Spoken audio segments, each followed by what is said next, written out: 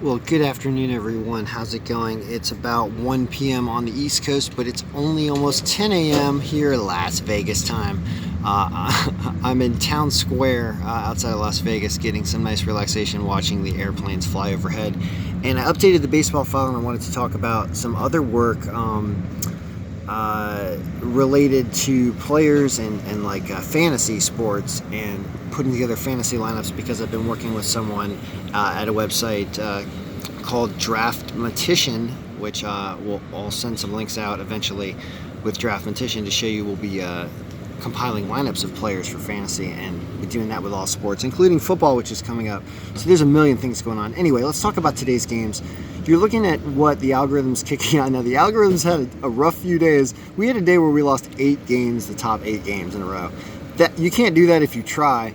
Us and Vegas have been getting pounded. We did hit some underdogs yesterday, and I want to talk about today's games and then move on. So, first of all, anytime you see an underdog in the money line over here, that's like Boston, Minnesota, Colorado, Cincinnati, Miami, you're getting better than 1-1, and it means that you should really look into why is the algorithm predicting a win here. We hit both of our underdogs yesterday. Texas was the number 1 in the underdog, and we had St. Louis, they were underdog, and they won. So let's take a look at, like, for example, Cincinnati at plus 156. That's a early game that's just started, all right? Or is starting, I think. So you've got 21 to 20% Cincinnati over Milwaukee. There's a young pitcher here apparently with a little limited stats whose stats are good and who's had a win. So Milwaukee, I believe, has been getting beat up recently as well. And the line's so fantastic that, on the road, maybe taking the plus 1.5 is also a great idea. All right, so that's kind of analysis of the file and why that's a good pick. And it really thinks that, notice that it has them losing in projected score. Somebody brought this up, and I can explain this here. The projected score formula and the win algorithm percentage, and of course the bet score, they're all sort of independent because you have a line that is being calculated. So even though you think that Cincinnati's going to lose this one close potentially by projected score, even though it thinks they're going to win by win algorithm percentage, it's a really, really close game. And because the line's plus 156, if they win this 2 out of 3 times or 1 out of 2 times, you make money on a straight bet there. So that's why the bet score is positive and it's telling you to bet it. That's just a Sharp's way of looking at the line and the matchup.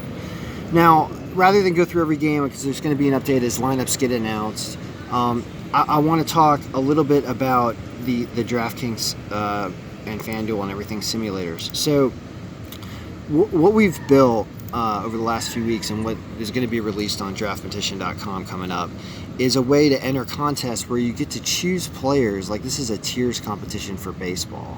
You get to choose your players out of here from the options that are given. And I actually give you a couple in different tiers that you're allowed to take. And when you do this, different things will change and information about the player so you can really choose a good lineup. Then all you do after you've done this and you have your, you got to fill 6 spots here on a 17-man roster. You go over to this pivot table and refresh this, and all of the lineups are going to change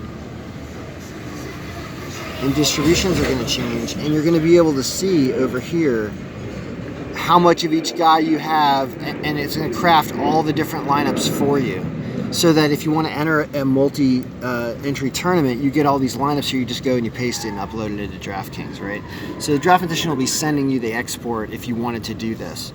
And it's really cool because I'm going to get into fantasy because when you're not in a state that allows sports betting, even though it's federally not illegal anymore, you end up in a situation where you still can't bet unless you want to send money overseas. I don't want to do that. I want to bet with my state. I want to give tax dollars to my state and my country, and I want to do what's legal. So in Las Vegas here, we're allowed to do that. But I'm going to be in California next week, and we're not allowed to do it there. So I wanted to give an option for people who also can't sports bet but can use something like DraftKings, which was made legal many years ago. And this is a cool way of doing it because one way to have an advantage in entering those tournaments online, those fantasies, is to multi-entry and have underdogs in different lineups with strong guys and then having a nice combination that wins and then getting a big payout. I've known that from experience, and this will help you get you there. So we're out for now. As for the picks today, as of right now, while the lineups are semi in there, how can you not take Boston at even money? I mean, I don't know who they're playing, but they're playing. I can't see anything. Boston is playing Tampa Bay. That's why. So, and Morton's going. He's got a really good record. I don't know if Morton's been pitching further into the games than other Tampa Bay pitchers, but has Boston winning 7-2. Why? Wow, so the really depressed lineup factor for Tampa Bay today, that's why. So that game has already started, but I don't know what the score is. Either way, that's what the file stands. So out for now. May all of our picks be winning.